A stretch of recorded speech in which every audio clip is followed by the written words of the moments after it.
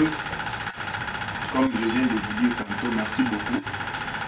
Ça fait plus ou moins 3 mois qu'on avait formé notre groupe au Babina qui est mon bureau stratégique. Si on avait élaboré ça, c'était juste pour rapprocher vers Bino. Mais on ne peut pas rester toujours dans le groupe pour que tout ça la discussion dans le groupe. Mais il y a cadre pour réfléchir, ça nous permet directement de réfléchir au-delà même de groupe parce que dans le groupe, nous allons beaucoup plus limité. Aujourd'hui, vous allez remarquer que dans le groupe, nous avons un bureau stratégique et un cabinet. Donc, surtout dans le groupe, on a un cabinet. Mais votre camarade Michel Opigne a une ambition politique pour ambition politique, parce que tu peux avoir des ambitions, mais il faut que nous ayons une organisation pour permettre d'atteindre l'objectif aux gens. Dans les réseaux sociaux, puis l'eau qui va plus sur poste de la responsabilité. C'est très difficile. Maintenant, pour y arriver, qu'est-ce que nous avons fait? Nous avons créé une Asbel pour te donner un mot Ngalé Manabiso. Pourquoi Asbel Ngalé Manabiso? La vraie révolution qui va dans la base. La vraie révolution qui va dans l'avenir au Moutouazali. C'est-à-dire un révolutionnaire à même Nanda Kounaï. C'est-à-dire si nous voulons changer les choses, on doit commencer par la base. Si nous voulons faire quelque chose, il faut que nous ayons la base. On ne peut pas changer quelque chose. Madame, on dit que le président de la République n'a changé ma campagne sur non. Tu dois d'abord commencer à la base et puis aux autres mathématiques. Bateau, Bazaki beaucoup plus en Égypte, va nous une pyramide renversée. Si la constitution n'a plus ce permettre que nous surtout à libre. Il y a pour jouer dans le droit naïf. Il y a pour créer soit il y a mis des côtés. Vous allez remarquer dans tout ce que nous allons faire avec vous, nous allons faire la constitution parce que la constitution, il y a un monde des loi fondamentale, il y a un monde des boussole, il y a un mot cannabis. Tant que vous avez un mot qui est un mibeko, nous surtout un mot cannabis dans le livre au Babeni constitution. C'est-à-dire même quand vous avez un bino et ça a. Et dans la constitution, il y a un élément mibale. Élément liboso, babeni un devoir. C'est-à-dire, chaque citoyen congolais a un devoir vis-à-vis de mot l'État n'a pas d'obligation pour la biso. Il n'a pas de devoir pour la biso. Biso peut avoir un devoir pour l'État. Il n'a pas d'obligation pour l'État. Et aujourd'hui, ma cansignation surtout pour les Nazaranango, pour la pensée à la bino, qu'est-ce que je fais? Nazui na osala na bino makambo surtout toujours le kalobi to porter yango pona mboka na biso pona ngalema na biso totiango na kati ya 3 pages hautes. Je crois que après réunion oyo pour mettre manifeste oyo la disponibilité ya camarades d'union surtout à la kati ya structure na kwa na kati ya cabinet ils en a 4 points essentiel. Mais bino bobimi bobouti wapanga bino boza banani ngalema na biso yango eza banani pe bazo sala nini balingi nini. En fait, nous sommes une cadre de réflexion. Toza une tribune de réflexion où esangisi ba jeune na ba vieux oyo baza na ba ambition ya développement ya communauté. Et là, structure na biso est un objectif nini. Nous voulons bâtir quelque chose où nanotikala ko salemate. Oui, c'est vrai, on ne peut pas inventer la roue parce que la roue a été déjà inventée, mais nous on peut faire quelque chose que bakisi likolo ya wana, c'est-à-dire que kokikoya ko bakisa valeur ajoutée likolo ya roue wana. Roue est salement mais biso tokokoya kopakola ngo couleur. Par exemple, dans le bâtiment, tu fais dans le local, tu sais tu s'appelles sous une couleur, tu peux changer en couleur. On peut s'alicancer à couleur, on est ma couleur, n'est-ce pas? Par rapport à la vision, avoir les objectifs, mais il faut que tu aies une valeur autorisée et carnée. La valeur n'a pas besoin de valeur à l'imbosso, nous plaçons l'homme au centre de la réflexion.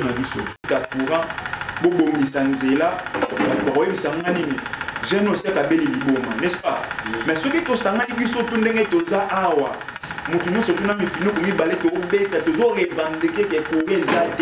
c'est-à-dire bateau parce que c'est impossible n'est-ce pas? C'est ça. Voilà pourquoi nous mettons l'homme au centre de notre réflexion. Je ne peux rien faire sans Bino. Vous allez remarquer, sélection au Nasalina Bino, chacun de vous a quelque chose à comporter dans la société. Il ne faut pas dire que je ne peux rien faire. Non. Ça dépend seulement de la conviction aux animaux. Deuxième valeur aux animaux, nous voulons être libres, avoir la liberté de Koloba. Tant que mon imabé, on dit bateau voisin j'ai le plein droit. Il y a que les boire à maille dans les amabé. Il y a une constitution et garantir biso. Chaque Congolais a l'obligation et libre de s'exprimer. Nous sommes pour développement ya mboka, mais tout en respectant la loi ya mboka, c'est-à-dire pour revendiquer ou bien pour penser dans la liberté et ça pour finir, n'est-ce pas? Pour finir, mais toujours réfléchir, c'est-à-dire aux la liberté pour réfléchir, pour réfléchir à ça. Troisième valeur d'ambition, les actions autotiers en haut. C'est-à-dire, vous allez remarquer qu'à chaque fois, tu as une action sur terrain. Aujourd'hui, c'est vrai, tu as même un cadre où il est bien, mais le lobby, cadre est bien pour réfléchir, il est pas là-bas. Et là, on dit la bonne gouvernance. Na mael o biso tozana o biso tundenge tozali awa to la kisabatu ndenge nini pe basala ka musala bien. Pour la bonne gouvernance et zanini, tous en bas, cambio bazo kambabiso, ça peut aussi arriver que ici bah on tient place au bossa à ma baie. Ceux qui ont acquis terrassé au boé, ma belle on est causé. Ceux qui ont acquis aussitôt que l'on il faut que l'on la yango basalite pour bimis na kati terrassé wana. Parce que ceux qui ont tiki yango après une semaine ou 2 semaines, mon pépé ko memango ko zo ngali sous na kati ya terrassé. C'est que bosali musala punda. Ouais. Les lots, ça me fera très mal. Je ne vais pas pour aller, mais avenir dans la fin de la foule de la salle. C'est-à-dire que je dois d'abord commencer sur mon avenir. Pour avenir dans les ala bien. Après, quand on a avenir, quand on a avenir, c'est ça. Nous voulons maintenant développer localité dans l'Isso. Pourquoi? La constitution, on a 2006, on a Bino. Je crois que Batumsou sous Bazalek a voté un référendum. Je crois que c'est dans le mois de février. Ton image qui tout ça la décentralisation. Nalema c'est nous. Nous sommes tous dans la combat famille. Ce qui va bien ité là c'est moi. C'est-à-dire tu défends d'abord le nom wana ya ité là. Tu défends d'abord le nom là de Tino. Parce que déjà comme moi la famille. C'est ça comme nous. Nalema. C'est-à-dire notre centre d'intérêt est le développement en Malaisie. Hormis en moi, tout ça n'a pas valeur, tout ça n'a pas chantier, oh il faut tout ça là. Et puis tout ça n'a mission. Mission, tout ça là, on est. Nous allons faire ça avec Nabino. Bino, Nabino ensemble pour que mission est là. Et mon ami soit battu. Retenez cette phrase. Mission Nabiso Ezaka Moko. Sur les 6 missions où Eza Awame, notre mission est d'aller tout délivrer service public local Nabiso. Chers amis, ceux qui le loquent dans la commune en Alema, aucun ne peut dossier moko administratif. Ceux qui ont un agent ou a opé son montant, ou bien on a besoin d'autorisation d'ouverture. Ok, pas na biso $100, au coût d'un agent sur biso $150, au coût d'un agent sur au PC 50 na au ça. Le vrai montant oh il y a document wana humanité. Les lots oyo même ceux qui moi nano abotami olonyo qui nous attestation de naissance au niveau de la commune papa et ça au félé dans les 90 jours moi na botte mais pas yango ça prend du temps et qu'on soit fait 6 mois et bimanté pour pas signer un document ya mukie wana ouais to longo tout wana mais prière et délivrance c'est la prière moko de moi ça ni akende mais pour akende tout le monde a un délivrance c'est ça la maison que changement faut tout le monde a yango lelo ba biwa quartier na biso na nini na kati baza même na stylo te baza même na duplicateur te impression ya pamba ya document moi ba ça le longo ezala te bon ça la monde ndenge nini parce que baza eza na courant te les administrations ya ba marché na biso eza ndenge nini est-ce que biso to ko porter délivrance te est-ce qu'il faut administrateur ya marché faut ça papa moi ya 50 ans na makanisi on a nango to mettre ngo sika moko après to évoluer mais vous devez retenir une chose chers collègues. La personne oyo a revendiqué l'autre phase de la révolutionnaire. La révolution commence d'abord place où aux alliés. Et belé toza. De l'équipe dans la classe mission Stotani. Est-ce que Moussa les a facile pour la mission? Est-ce que Moussa les a facile pour la mission? Aujourd'hui, pour avoir un travail, il faut aux anabato pousser au poste de Moussa là. Mais si on dit que bateau tous en bateau on a été donc c'est que tout ça la tête. Vous devez comprendre que toi on a deux catégories à bateau. Catégorie les bosses en bateau déjà va préparer à bon vie. Vous allez remarquer que ba député na biso, ba ministre na biso, la majorité à bateau na simona bango ezaka mosi na bango na bana na bango. A postuler mais Cyprien nae moi si nae. Deuxième Cyprien moi na nae. Si on a eu chance de comme ministre, c'est que moi, si je suis comme ma place, c'est-à-dire pour un espace T. C'est-à-dire que la génération, on a retourné. Tout ce que la législation haute aux alentours. Papa Molière, Azan a combien? Nanak Naemoko, famille Naemoko, on a 4 députés. Pas le membre de ma famille derrière moi. On a Cyprien, moi si Nangana, Zoalé, qui n'a écouté là au salaire jamais. Cyprien des Abino. Ba candidat na biso pe mususu ezande bino et puis biso soki pe to aligner moko na biso awa par exemple na ba élection ya municipalité to aligner yo ne crois pas que muto za Cyprien za moi sinon to obligé yo membre moko ya biso ya awa parce que tous on a souci que développement na biso c'est qu'il déplace encore je ne crois pas que papa Molière kaka moi sinon na bana na ni ba commissaire député mais il y avait une équipe qui travaillait qui n'a voilà, délivrance sur ce tozo lukato il y a un bah défi est énorme. Ce qui n'a lobby que ngambo na okoko sala yango te. Voilà pourquoi na ena retour pas na bino pour que tous se mettre ensemble. Musala oyo en fait un révolutionnaire azamuto andima bilo mibale. Un révolutionnaire azamuto andima bilo mibale. La première des choses est un risque. Il faut risquer. Et je vous dis à haute voix, Moussala Morote dans Mokileza n'a risque. Moussala même Moussala Sala Kaneza n'a risque. Soko Ibaka, Yebaki Zappel un risque. N'est-ce pas? Risque est d'abord le babo Kama. Ok, n'a pas Moussala bonnement Ibaka aux anos normal, mais risque est pesant dans Moussala non, n'est-ce pas? Bâtiment peut au Zika. Ceux qui posent qui n'a pas mesure de sécurité. Risque qui vous pose un problème. Risque ça peut n'être que dans Moussa le cause la pas accident. C'est-à-dire risque zéro ils allent rater. Donc on doit risquer. Faut pas dire que non maï. Ceux qui n'ont risqué le long nautica moi si n'ont nautica banane maï. Oui c'est vrai. Il y a des gens oyo ba risquer pour non bateau lobby na bango ba komo na bango bazana ba célèbre. Donc on peut ça exemple il y a Thomas Sankara, c'est quelqu'un qui a pas na biso.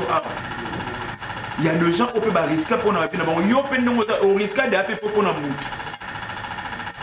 Tes dossiers vraiment sur une côté, on sur que simité et créer des problèmes. Mais on risque vraiment de risquer pour la vie. Deuxième remède, il y a révolutionnaire et ça volontaire. Il ne faut pas voir le moyen. Chers amis, chers camarades, si je vous dis que j'ai 10 000 $, on a tenu dans mon cambo, dans un hôpital, même pas 500 $, on a monté.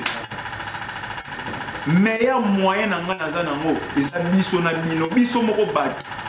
Il y a un monitologie que nous plaçons l'homme au centre de notre réflexion. Meilleur moyen à la vie en moi.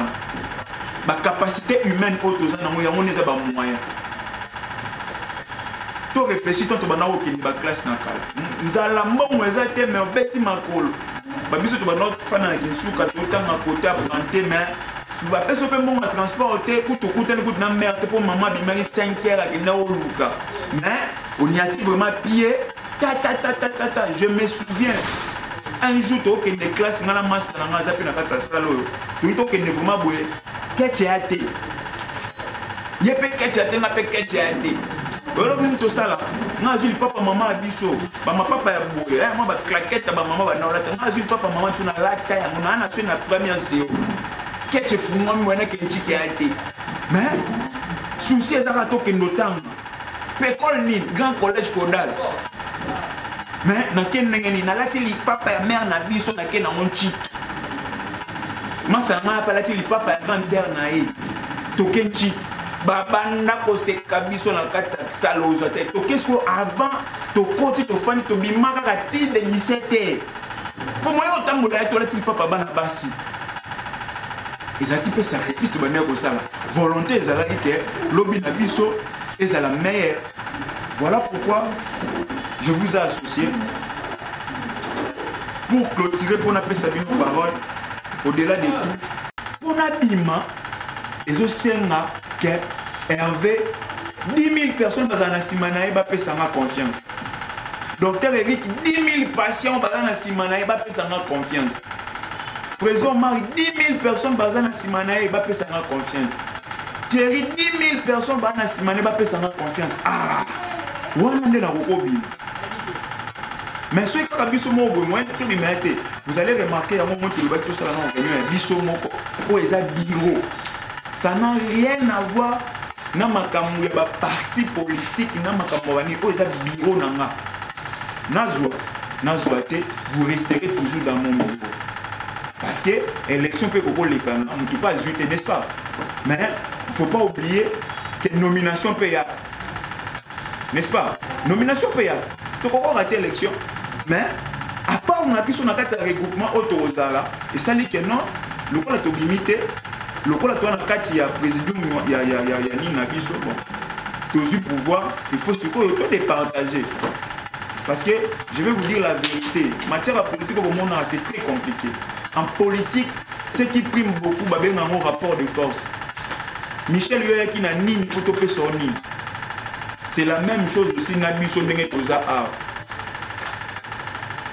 Tozui, moi, opportunité à mouquer. Faut que tu n'aies pas peur à mourir. Moi, je suis un nini, il faut te faire ça.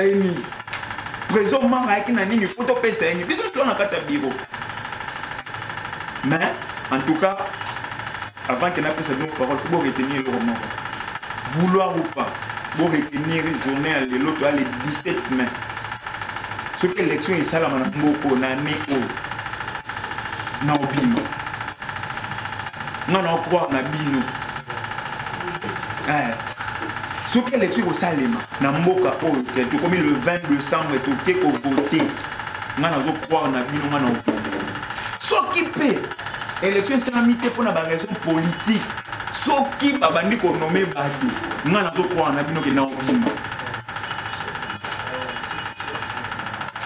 Tomata, Tokita, année où il faut rater bisoté.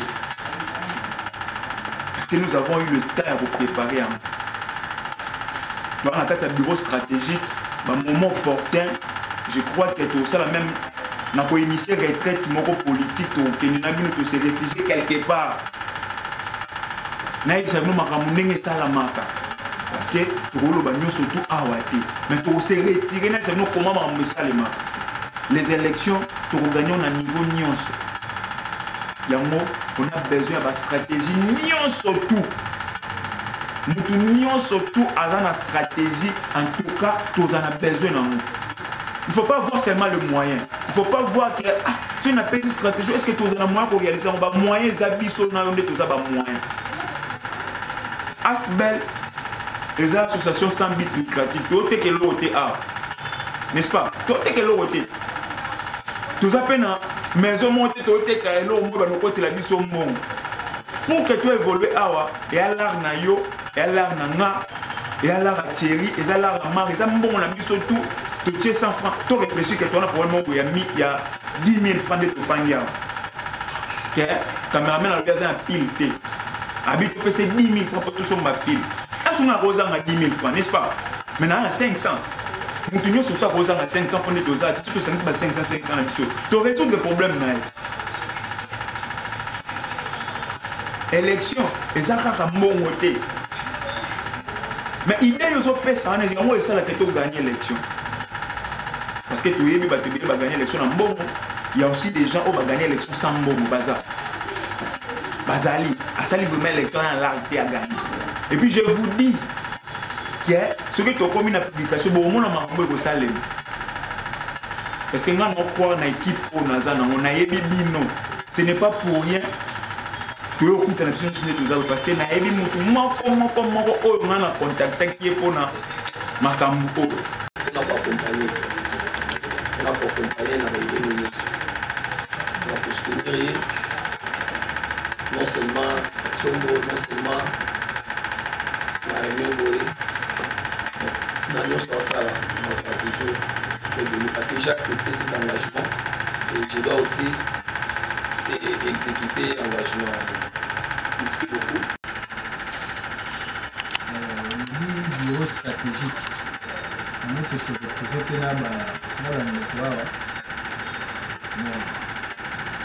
Organisation en bureau stratégique des années.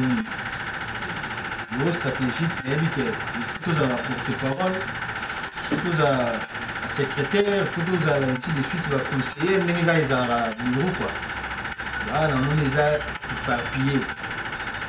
Le fonctionnement du bureau stratégique à des années. L'organisation surtout, et c'est dans la structure en haut, elle est bien organisée. Comme les alliés qui réunion, il y a prise de contact Nabino, je crois que dans une semaine, vous allez voir dans le groupe, il y aura sous forme de décision, comme ordonnance que vous allez signer par Namoko, parce que dans la consultation semaine il y a chacun de vous par rapport à la compétence, par rapport à ma parce que je vois tout le monde et je regarde aussi la capacité de tout le monde. Après, vous allez voir dans le cadre de groupe, il y aura vraiment la décision que vous tombez, nous surtout à se retrouver place où il y a se retrouver. Après, yango, na la journée pour na bino pour que na pesa bino yango na notifier bino officiellement. Pour ça là moi déjà dans cadre ya groupe na biso ya WhatsApp presque vous allez pour on a la décision que tomber wana chacun de nous na poste ou aux nango na mission auto pesa ye.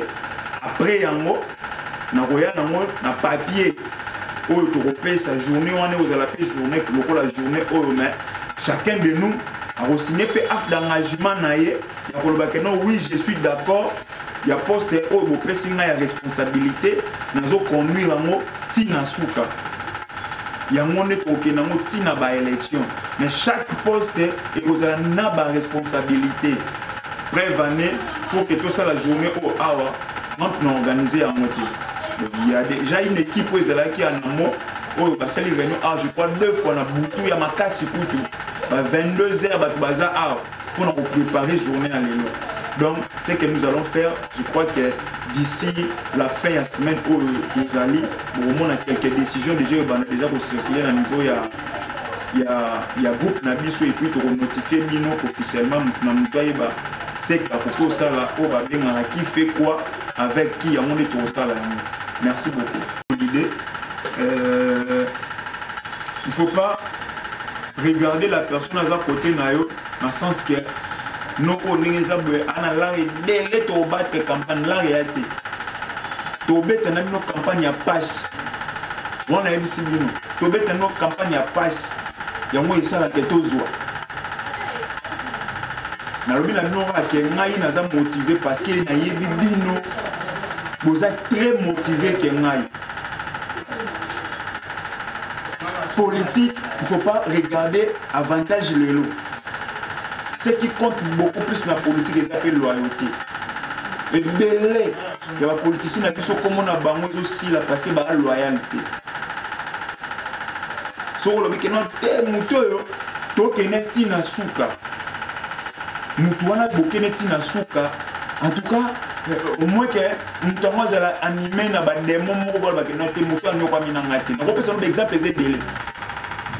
Tozu pétain ya ko siéger parce que ba violence sur ba fan. C'est-à-dire regroupement politique et ça parti mon côté ça ba parti politique et na ba association. Souci na ngezali na kende kokota na kende élection té na kati ya parti politique. Parce que ceux qui ont raté l'élection, ceux qui par exemple nga na zuité na kati ya parti wana que parti na biso ezui regroupement ezui ba lingi siko ba kabla poste à responsabilité ba non na liboso no ya président ya parti. N'est-ce pas? Bah ben maintenant président parti politique parce que non tu lui mis 4 députés bon affaire les awa siko to zo ministère moko yo moni neni ce qui est moko anelo ko sa ta binini je pars ce qui pas bité ngate no tinda yo tinda no ngate membre parti au tinda no président au tinda no secrétaire national ya parti soit à routine de président ligue des jeunes soit à routine de responsable moko ya parti n'est-ce pas?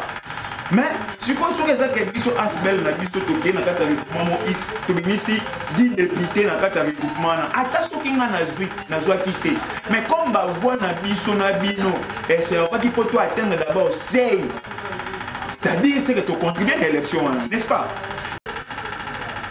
Ah ouais tu déposer candidature na biso le 22 toke ba élection ceux qui n'ont bimi député provincial ya Lukum ya Ngaliema na Kinshasa awa. Nous avons 60% comme ministre. On est sur une vérité. 60%. 50% comme DG et entreprise encore il y a Kinshasa. Pourquoi? Les députés provinciaux vont voter le gouverneur. Pour voter le gouverneur, ils ont voté le gouverneur. Ils ont corps et salima. C'est-à-dire, nous avons récupéré 3 voix au commissaire gouverneur, c'est-à-dire au européen service au P, 3 ministères.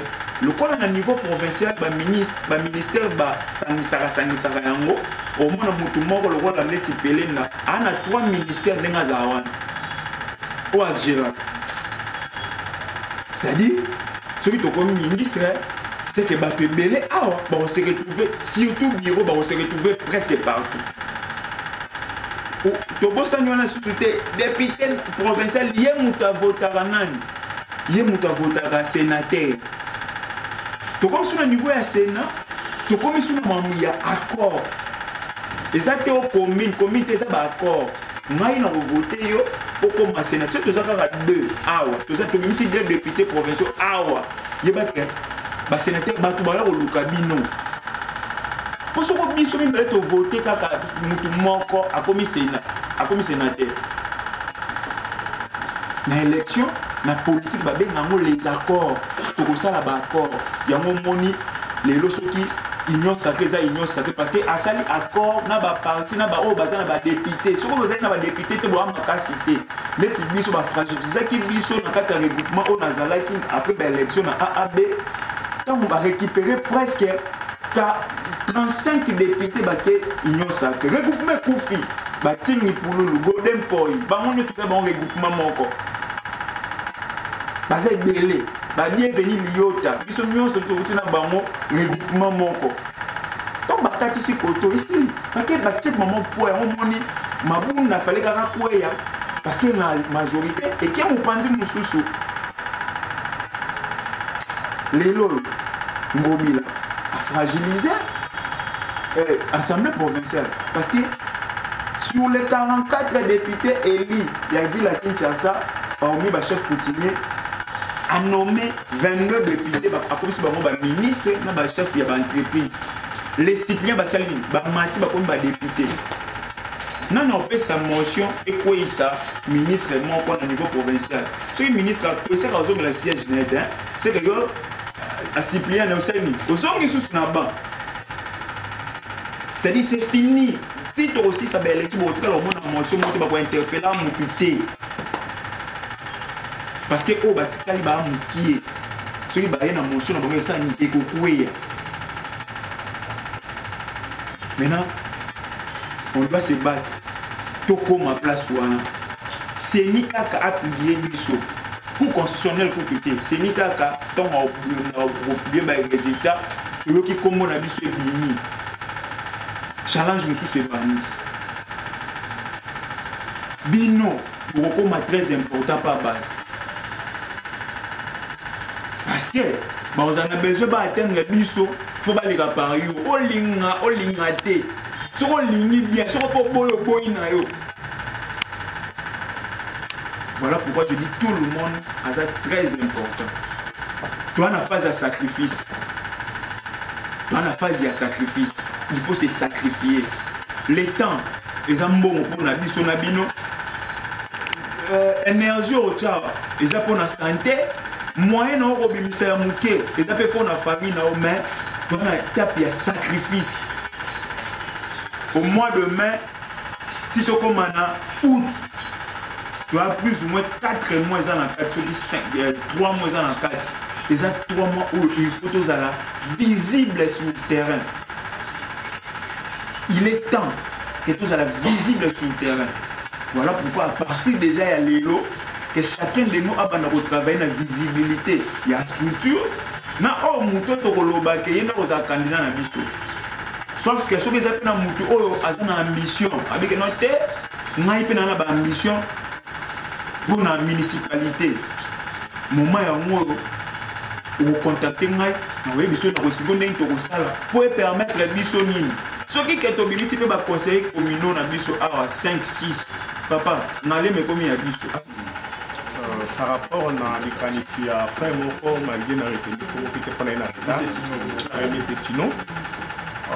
À ce fait qui makambo moko ezalaki bien au quoi qui développer encore beaucoup plus pour ça déjà fil d'idée na bureau stratégique na ngaki na lobani na makambo etali bureau stratégique composition ya membre ya bureau ezalaki bon malgré temps effet ezalaki loko moko okai ko préparer yango dès maintenant, parce que tant ils allaient mouquer par rapport à la on dit toujours comme on a tant ils allaient mouquer parce que ceux qui est bureau ils allaient déjà structurés, ils allaient déjà en place et pour permettre beaucoup plus vite porter en champ du travail et pour aider mine. Mais ceux qui ont ça là yango ti presque n'a fait à moi au deux vous allez koloba et qui peut fragiliser peut-être l'une de nous. Pour j'aurais souhaité pour moi, dans l'opinion, d'ici samedi, il faut ça déjà cadre où il va occuper le bureau stratégique. Et ceux qui sont occupés, au convoqué réunion, na fait nango, que batwana baya bakutana pour permettre mutu à kota na champ ya musala na ye ekozala avantage mingi. Là, ils allaient suggestion seulement. Alors, deuxième préoccupation, dans l'Italie sortie officielle, ceux qui ont calculé bien, qui ont dit sortie officielle dans l'ISO, et ça, bon, peut-être parce que les gens ont mis placé pour l'organisation, tout qui est parce que pour la poloba, dans le monde politique, maloba n'est attiré kabatu. Tokoki kobanda koloba avant to salivant il y a sorti officiel surtout vous êtes tout visé à montrer que tout ça là mbongo tout ça na ba polo tout na limité tokoki kolata ndiki to lati to tamboli ezali peut-être ba stratégie autopi ko tiango en place soit to tambola to tamboli ti to ke to chiter place moko et puis média ezali wana to loni sili ezali considéré comme sortie officielle et à ce temps to bana ko le kana média et pour ça encore un plus. peut-être présentation dans ma. Merci pour la sortie officielle. En fait, pour la sortie officielle, moi j'avais dit que plutôt ça encore les bâtiments sur la raté. C'est-à-dire, tout déjà le 1er juin la banderole, je crois fermement que la banderole, tout déjà ils allaient pour. Ils ont annoncé déjà. Bonjour fidèles internautes, bonjour na abonné tu es HDD Solutions et puis bonjour na bana Mbinza trop. Donc nous sommes en Mbinza na signalé bino pour nous rebeta pe lisolo ya Mbinza na moko ya Mbinza na sina bomoi na simananga eza Asbel Ngalema na biso tozomeka kosolo na mona mboka Michel Openge tomeka koyeba vision na ye tomeka ko manie na komeka ko maniola nyonso o eza na kati ya vision ya Asbel Ngalema na biso. Sans plus tarder nazobenga déjà mona mboka Michel Openge. Bonjour ndeko Michel. Bonjour HD. Merci beaucoup pour l'invitation. Laissez-moi te dire merci beaucoup. Moussa Lozo Sala en tout cas République que vous allez reconnaissant parce que je vois dans mon image nayo bablo kotozo sala en tout cas te jeter le sous ba flair to ko appuyer pour que Moussa le kende très bien sauf que tikala kaka na ligne aux anango kozala journaliste ya parti prité pesa mutunyo so tout temps d'antenne na e pesa mutunyo so tout temps roloba apesa o azanango posa par rapport ya makamndenge zo tambola pa na biso. Je vous signale que nous sommes quelque part en Mbinza, tout mais qu'au bétal solo ya bana Mbinza pe bana Ngalema. Donc l'élo est le 17 mai, n'a habité organiser qui réunion, il y a place autoza, na espace beto. Important sa réunion na ezani. Merci beaucoup. Je suis Michel Ndongouti représentant Nazar président, il y a Asbel Ngalema na biso. Pourquoi Asbel Ngalema na biso? Biso nous surtout ka photo kota na kati ba parti politique pour que to bimisa makanisi autoza nango. Nous avons vite compris que na maele ya muki otoza nango na connaissance ya Ngalema na biso pour Ngalema ya ngonde za mama na biso ya ngonde za tata na biso to botami na Ngalema to koli na Ngalema to tangi na Ngalema souci na biso ezali d'abord avant que to kende koluka to développer mboka mobimba il fallait d'abord to banana ko développer na nous place au biso to fandi ndeza Ngalema yango to benga Ngalema na biso likanisi ezali que to délivrer service public ya Ngalema na biso. Lelo toza na 21 quartiers na Ngalema. Cher ami na okosa yo toza journaliste oza na expérience à musala na yo. Rien ne marche na kati ya municipalité na biso. Rien ne marche sur le plan ya salubrité, loko ezotambolate sur le plan ya sécurité, loko ezotambolate sur le plan économique, loko ezotambolate. OK, la décentralisation tango esalamaki idée nango ezalaki ke les administrés bas à la permettre la population bas à la obabengi politique ya proximité pour que ba yo kamakambo peuple azo yo kapasi na yango pour permettre bango lobby ba changer yango. Mais lelo na Ngalema tela makambo ezoleka na Ngalema insécurité na Ngalema otoyebaka yango te tango biso tozokola salité na Ngalema toyebaka yango te ndenge to bandai kokola lelo ya ba tête d'érosion o ebimi na Ngalema otokoka komona yango te lelo bandeko na biso ya côté ya Delvaux bazolela bandako ezokende yango moni biso to sali likanisi oyo ya Asbel Ngalema na biso poto porter voix ya population na biso devant bateau baza habilité ya kobongisa non seulement biso to kobanda ko dénoncer mais tous les bateaux qui sont proposés et puis tu accompagner les bateaux qui sont sala yango. Motivation est où? En fait, motivation est ali nous surtout tous dans la population chaque jour tous la bino na internet na zota la yondenge ozo ke ne ko filmer ndenge ozo pesa tout tamba loba par rapport ya passe na bango bazana ngo yango ezaki source ya motivation na biso et puis source ya motivation mususu ezali ya kotala ke pourquoi biso to changer image ya Ngalema aujourd'hui bana Congo ezala Congo ba président nyo surtout ba leka à part Kasavu à part ba président nyo batikali ba fani na Ngalema mais tala Ngalema yango commune présidentielle ah pour to sali place eza bien mais surtout bimika libanda na biso place to za omona salito eza wana et pourquoi pas to motiver jeunesse o eza wana to pesa bango moyen ou ko permettre bango pour que lobi Ngalema na biso ezala malam parce que to lobby a pas na biso décider c'est changer l'avenir ndenge tozo se décider yango to ngi to changer l'avenir en Ngalema na biso et puis Ngalema na biso ezo mériter mieux o eza lelo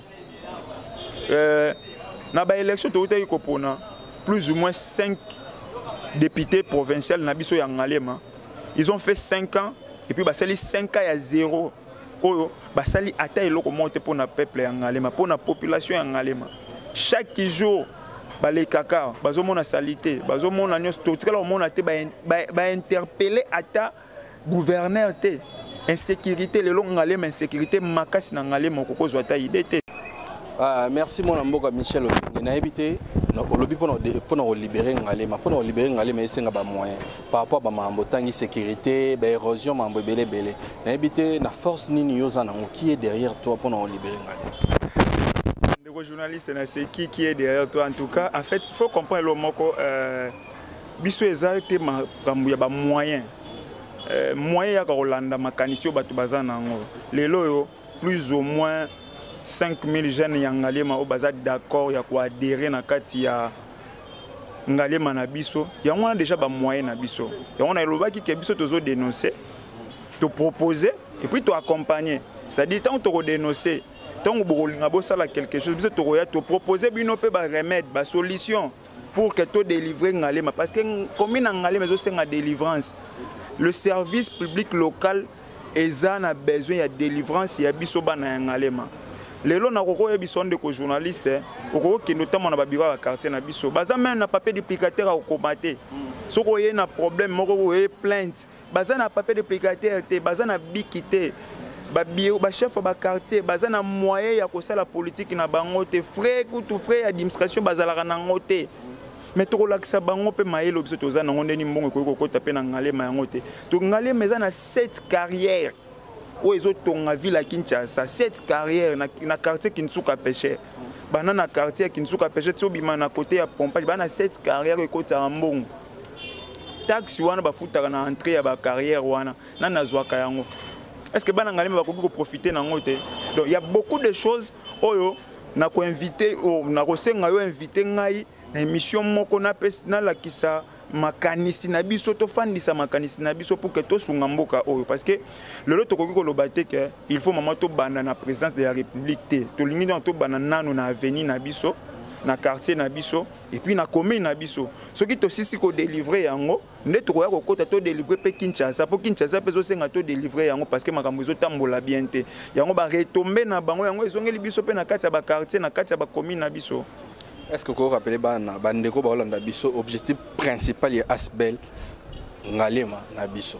Objectif na biso d'abord ngalema biso ce que to sali yango eza cadre mo ya réflexion ya ba jeune ya ngalema eza tribune de réflexion ya ba jeune ya ngalema eza centre d'action sur terrain ya bana ya ngalema objectif na biso majeur ezali to délivrer service local public ya ngalema ko bana ndenge na uti ko loba lelo il faut ba chef de rito ye ba bango bazaka banani force na ini nyaza nango soki lelo oyo to pesi proposition minute ya loi oyo ke ba voter yango ke ba chef de riz na biso ba pesa bango statut ya ba OPJ au moins que avenir na biso ko za socialité te avenir ngalema mote ko za c'était parce que chef ya riz wana aza doté déjà na statut ya OPJ o akoki ko kanga ko pe ko sambisa muta ko boka suma ité yango to lobi ke il faut to délivrer service local public na biso. On ne peut pas parler de vision sans provision. Vous êtes les visionnaires. On a habité provision nini ou eza par rapport à la vision. En tout cas, provision n'angezali ba camarades autres ont partagé na bango vision moko. Bango ne bazo accompagner. Na bango ne ba provision. À chaque fois tant to fani na tribune de réflexion ne to ko sala lelo na tongo. To boti makanisi ya sika. Yango lobi to ko bimisa ngo devant batonyo surtout. Na habité tomoni père tomoni moi na bino mbinza d'autres pas zo annoncer pe sous candidature na yo to kolo bela pe maambwana bon eza structure ezo dépendre na batu oyo baza bakambia structure soki lelo yo ba membre nyonso tout ba fandi na kati ya assemblée générale ya structure na biso balobi ke tomoni na makanisi oyo to tindika yo ngana ko boya te.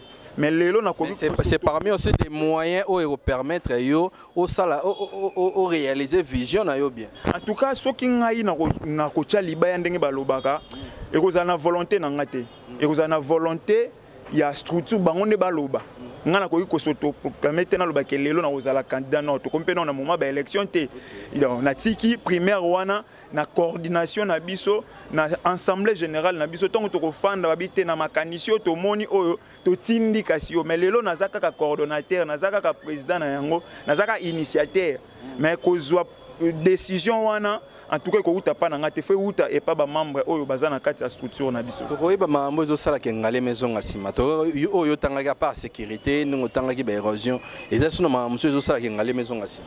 Non, il y a beaucoup de choses oyo zo sala ke ngalema zo ngasima papa na uti koyebi so c'est pas banane ba dirigeant ou et pas ba habitant. Mais problème est aboya na kati ya gestion ya mboka ou bien na kati ya gestion ya municipalité tozana biloko mibale biso population tozana ba devoir na biso pe na ba obligation na biso l'état pe na mopanzi na ye pas na ba devoir na ba obligation vis-à-vis pe ya population azokamba soki ye azokamba bango na ndenga kotengama population pa kokeka na ndenga kotengama soki ye azongisi administration na ye zongi na ndenge ya alima ndenge tolobaka na lingala c'est que biso pe population tokozonga na alima population de dirigeants bango ne faut pas diriger population ba la qui ça bien fondé à gestion na bango na pesio ka exemple moko mukende ko to réfléchir sur le plan fiscal oyebi o ba benga revenu sur ba benga ngo impôt sur le revenu locatif oyo tina décentralisation yango wana lelo na ngalema na biso so to bito zwaka ka impôt sur le revenu locatif ya ngalema ekotaka vraiment to sensibiliser population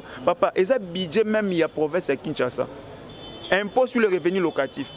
Parce que dans Ngalema, par exemple, tu as 15 000 habitants.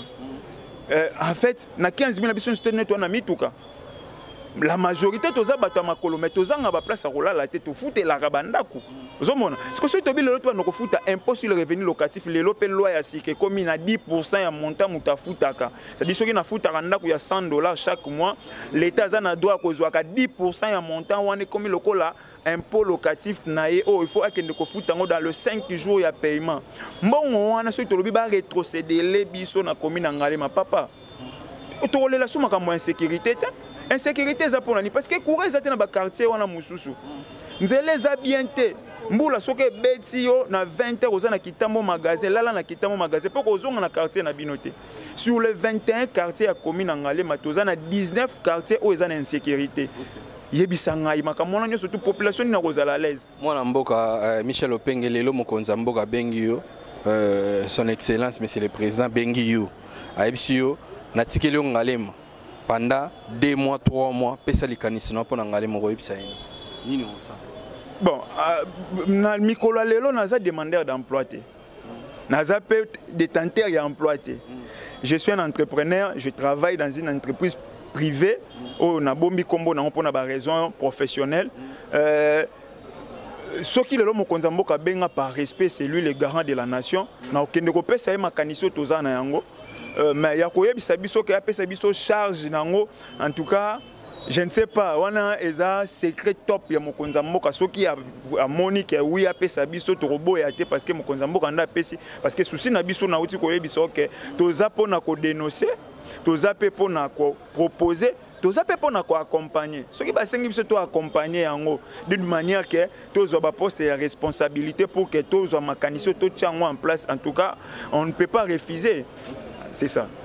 Na évité message dernier mot na yo par rapport ya bato tout ba fani Ngalema et puis pona ba konzi oyo ya mboka puis ba konzi oyo bazo diriger Ngalema lilobani ko message ne ko pesa. En tout cas ce pesa message non pesa message beaucoup plus na ba Ngalema que na bato ba diriger parce que ba diriger Ngalema mabe gestion na bango eza vraiment sur 10 eza bazana 0 donc ba na 0 ko tangela biso ta moi kelike makambo zo sala ke ozo lakisa ke ba diriger mabe mais na uti déjà ko yebisa awa kulune bundama na moi chaque jour ba yiba bato chaque jour na DGC na pompage d'ailleurs na pompage na c'est à saute muto ba benga ngo lufu donc ba benga ngo lufu c'est-à-dire eza synonyme ya kozala salité. Donc mutu moko ta entretenant ngo même bon ya salubrité bimaka ba $10,000 au ba pesa ba rétrocéder la ba commune ba sala non oui c'est bien c'est vrai za muké mais ba sala na ngoni donc ngana ko yiko cha makanisi nga beaucoup pas ba dirigeant na te parce que bazo sala eloko moko te lo ngana ko yiko benga na ko benga nde population ya Ngalema ba ndeko na nga ya Ngalema ba jeune loko la nga bilenge loko la ngai place ya ko s'adhérer yango ozana makanisi ozala nango e ba tendenge ni to ko yiko sala yango ko se revendiquer za makambu ya élection te courant ezo ya te panabino ma ezo ya te panabino yo moko soko telemi lelo obele la makambu ya courant ba romono lokola mutaliboma mais soki toza 10 000 personnes 10 000 jeunes toke na ba service na sopoto lo ba makambu ya courant solution ekoya yango na 5 bino bo s'adhérer na kati ya structure na biso Ngalema na biso mwana nyoso to Ngalema toza na 21 quartiers na Ngalema toza ebele bana ya Kimpe, quartier Kimpe, bana Musei, bana ya Finda, bana Kamunganga, bana Kinsuka Pêcheur, bana ya Cité des anciens combattants, bana Manenga, bana ya Zolombinza, bana ya Masisi. Place na bino ya kosadere yango o eza parti politique te. Nous sommes apolitiques mais toza structure mo eza socio-politique o to pesaka makanisi to accompagnera pe to dénonçera o ne soit mabezo salem. Merci beaucoup. On a invité dernier mot lem sur question de tunagité o yomo ko répondre nango. Bon, là on a kokolo ba merci pour l'opportunité au pesi biso moni biso to linga mingi koloba na ba média te mais au forcer biso to loba lelo na média parce que ko si prendre biso place to sali réunion na biso na respect après ce toza nango parce que boza 4e pouvoir nous ba toujours côté biso pa bandeko oyo bazoyo kabiso. Merci beaucoup et puis na ko souhaiter que tozala na bino er nyo surtout à chaque fois boza na besoin na biso benga biso to koya émission mais pour na bana ngalema bo s'adhérer ceux qui bon moni numéro ko s'afficher na ba TV na bino ata même ya papa journaliste ba repesa bino contact na biso ba repesa bino place siège na biso ezali na de l'école comme ça boroya to kabola makanisi moko. Merci beaucoup. OK, merci beaucoup na mwana mboka Michel Openge na opportunité pour pesi biso onimi ko recevoir biso et pour pesi biso ba valeur o fala ko pesa biso. Merci na baduto ba Rolanda biso surtout na bana ngalema na biso to la idéologie biso tout s'adhérer na idée oyo nga na zala qui en tout cas na assister na moni vraiment idée za bien. Idées a bientôt assisté et puis tout ça dérébellé pour na la force ya ngalema donc d'autre part tokolo bangalema na biso tokolo pe bomoko ngalema o tant to sangana ya onde ça que ngalema na biso kende liboso. Merci beaucoup. Bye. Merci. Bonjour papa. Oui, bonjour, journaliste. Okoko se présenter ba bien konani. Comme Moïse oyo bani awa ngalema. Mais donc comme on a normalement ils allaient sans Zoé Moïse. OK. Merci ndeko Moïse to moni na réunion Asbel ngalema na biso na habité par rapport à l'initiative les canisiers. Bon, makanisi ezali clair. Chaque année ngalema problème est na kati. Et ezali na défi autokoki ko relever en Asbel était les mieux qu'on a connu. Par rapport à l'idée, Nini Koloba, Nabandeko Bafay Nangalema, par rapport à visionnaire, il y a les canisiers. Bon, les alliés clairs, quand nous avons fait que les alliés n'ont pas ça qu'on relevé, certains défis, Koloba qui Asbel Ngalema Nabiso, et il y a aussi ça. Mais ngalema na biso otami pona ya kosala kotia so impact so déjà na bible Asbel na biso ngalema na biso et dimi ko batata ne fiske 3-4 briques likona ba oyo so ezala ki babiloko nini oyo yo mone tungisa ngalema ko senga ba résoudre par rapport à ngalema na biso na kopesa exemple concrète place oyo ngandi ngalema côté ya Mimosa mais à l'époque, tant que nous kokola awa bitwaki moi ba système moko ya ba salongo ko sala ba initiative wana ezala kali susute et de plus tout monde ba bisika na ba saleté ezala mais na nani ko iko tele ma ko sala tali fanisi wana qui a rassemblé